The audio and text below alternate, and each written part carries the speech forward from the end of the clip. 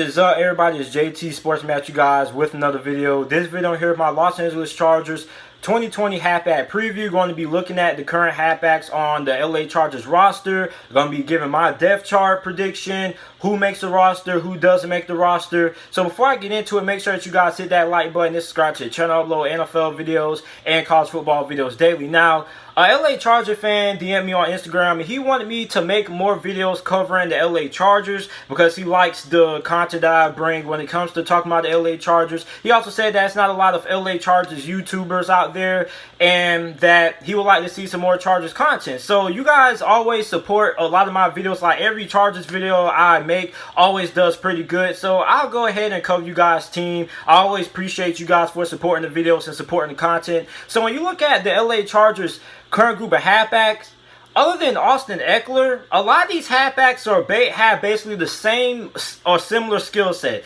And I don't know if Anthony Lynn just has like a preference of the kind of halfbacks that he likes to bring in, because a lot of these halfbacks are really powerful. Other than Austin Ekeler, a lot of these guys just have a lot of power to them. They're not burners downfield, anybody that's going to make you miss in the open field with a spin move, a juke move, or things like that. Like, they have like a lot of just powerful, strong backs on their roster, right? So when you look at this halfback group for the LA Chargers, the first guy is going to be Austin Ekeler. He is, without a doubt, going to be the starting halfback going into this year because they lost Melvin Gordon in free agency. And Melvin Gordon was really odd because Melvin Gordon, I feel like some Chargers fans say like Melvin Gordon kind of like held back the offense a little bit.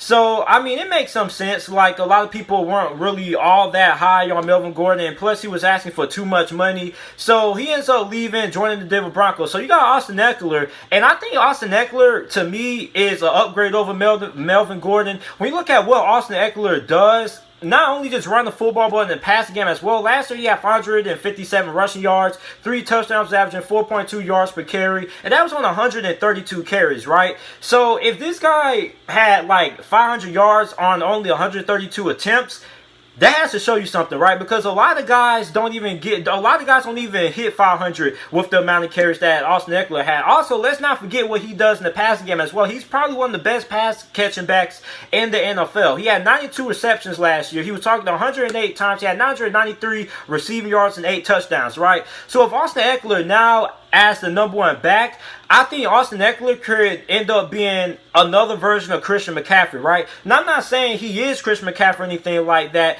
but I'm saying like we could see him having the caliber season like Christian McCaffrey has been having over the last couple of years, right? Because of what he's able to do. I mean, he can line up out wide. That's kind of like another wide receiver. He's also very good catching the ball out the backfield as well. He's also a very good runner as well. So with Austin Ekeler being the full RB1 in LA, I think Austin Ekeler is primed for a breakout season. Don't be surprised if you see Austin Ekeler not only make it to the Pro Bowl, but he'll probably have like nearly 2,000 all-purpose yards as well. He'll probably be up there. Now, 2,000 may be a little bit of a stretch. Not a lot of players are able to do that, but I'll say he'll probably have like around 1,500 all-purpose yards, right? Because Austin Ekeler is a really talented halfback. He can do a lot of things, and now that Melvin Gordon's out the way, now they don't have to like split carries and things like that. We're really going to see how good Austin Ekeler is, and don't be surprised you see Austin Ekeler cement himself as one of the best halfbacks in the NFL this upcoming NFL season, because this guy has a lot of talent. He can absolutely do it all, so he could be like another version of Christian McCaffrey. So then when we go to the #2 halfback on the roster, it's going to be Justin Jackson. Now, Justin Jackson had 29 carries for 200 yards last year. He had 6.9 yards per carry. Now, a lot of people are really sleep on Justin Jackson. Now, a lot of people keep saying like the LA Chargers need to bring in another halfback and things like that. Justin Jackson is perfectly fine as a backup halfback for the LA Chargers. And the thing with Justin Jackson is, I remember Justin Jackson from 2018, not this past season, but in 2018 he had like a really nice game. I forgot what game it was, but he had a really nice game, and he really proved that he is a really solid complimentary back in the NFL. So without a doubt, he's going to end up making the roster. He's going to be the backup halfback behind Austin Ekeler. Now, Justin Jackson, out of all the halfbacks on this roster, I think he's probably the more balanced. He's pretty good catching the ball out of the backfield, but he's not as good catching the ball out of the backfield as Austin Ekeler and things like that. that. He's not better than Austin Ekeler, but when you look at what he's expected to do as a backup halfback, coming in and giving Austin Ekeler a little bit of a rest and things like that, this guy is a really good complimentary back, and he's also pretty balanced. Like, he's a guy who can make you miss in the open field when it comes to juke moves and things like that. He also packs a little bit of a powerful punch as well. So when you look at Justin Jackson, without a doubt, he's going to be the backup halfback going into this season. Now you got Joshua Kelly. Now Joshua Kelly coming from UCLA. Now this was a guy who went really overlooked going into the draft process.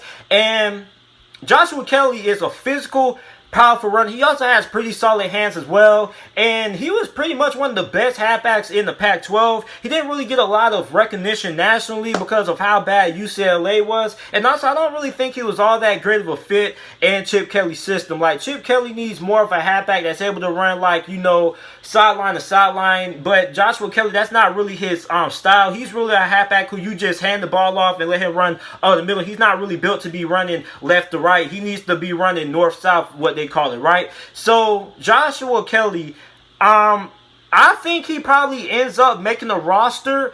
I think he probably is better than the remaining halfbacks that they have on the roster. I think Joshua Kelly is going to have a pretty good preseason. And remind you, Joshua Kelly had a really solid season for UCLA, and that was a UCLA team that predominantly wasn't really all that great on the offensive side of football, and they didn't really have the best guys blocking for him up front neither. So, I mean, when you look at Joshua Kelly, I think Joshua Kelly should make the roster. He's probably going to end up being a third halfback on this roster. I think the LA Chargers probably only bring 3 halfbacks into the roster. Maybe they go 4, I don't know, but I'm pretty sure they'll probably only bring in 3 halfbacks, and I think Joshua Kelly, without a doubt, probably ends up making the roster, because if you're able to have success playing on a bad team, when you get into the NFL, that helps you, right? Because you learn how to make things work with less talent, right? So, I mean, like, with Joshua Kelly playing behind that UCLA offensive line that wasn't really all that great and things like that, and being able to have success he was able to have, without a doubt, he's going to be really good, or at least really solid in the preseason and in training camp. So, I think he's going to be good enough to end up getting one of those 53-man roster spots.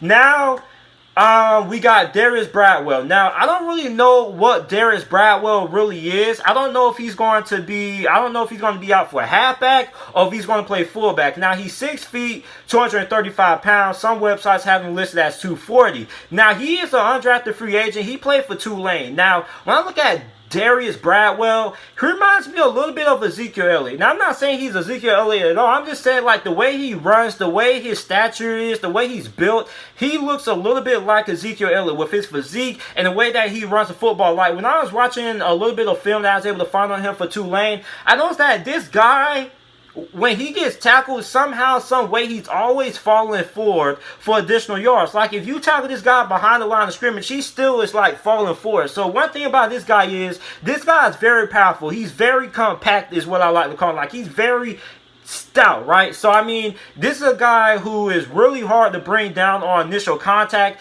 Very powerful, very physical.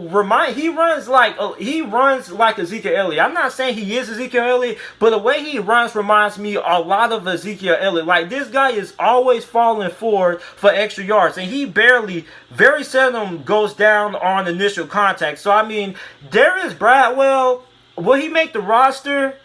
I don't know. I could see him being more as a practice squad guy. Then if an injury happens to a guy like Joshua Kelly or Justin Jackson, then he ends up filling in and then getting moved up from the practice squad. So I think that Darius Bradwell probably ends up making the practice squad. I don't really think he'll make the 53, but I mean, he is pretty solid. I would like to see some more of what he does in training camp and in the preseason. But for what I saw out of Tulane, this guy who didn't really get like a lot of workload and things like that, they ran kind of like a weird offense. I don't know what kind of offense they were running. I don't know if it was like some option or something like that. But I mean, he didn't really get like a lot of carries and things like that. I don't really think he got enough to really shine at Tulane. But from what I was able to watch from him, I mean, this guy is a very physical and compact runner.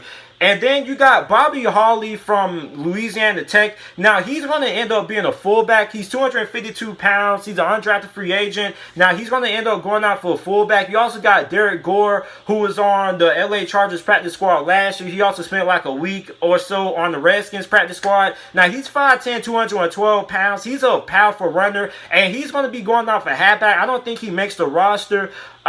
Just didn't really see a lot out of him that was really all that impressive. I think that Darius Bradwell and Joshua Kelly are a lot better than Derek Gore. But since he was on the practice squad last year, he'll probably get a little bit of a look. But I don't really think he's going to end up making the roster. Then you got Neighbors from FSU. He was a fullback as well. He's 6'3", 240 pounds. So if I had to choose between Bobby Hawley and Neighbors for that fullback position, I probably have to go with Neighbors out of FSU. I just think he gives you a little bit more to offer. He also has some pretty solid hands as well. So I'll just go with Neighbors for that fullback spot there. But this is it for my LA Chargers 2020 halfback preview. Let me know what you guys think about it down in the comment section down below. Make sure you like the video, subscribe to the channel for more NFL videos and content. And thanks for watching.